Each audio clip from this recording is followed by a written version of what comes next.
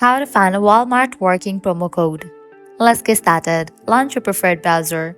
Here you're gonna find the search box, type in Walmart promo code and search for it. Different website links will appear. Using any of these websites, you can easily get a working promo code for Walmart. So go ahead and open any of these.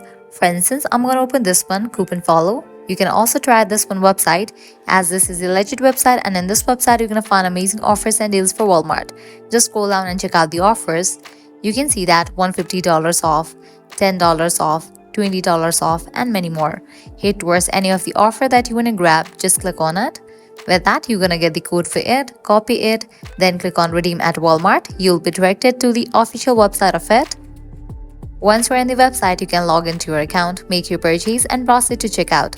While in the checkout page, you're gonna find the section of codes. Over there, type in your code and confirm your purchase.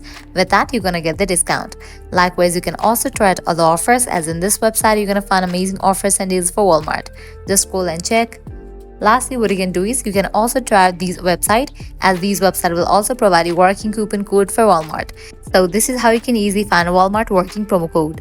At the end, if you guys find this video helpful, don't forget to like, share and subscribe to our channel. Thanks for watching.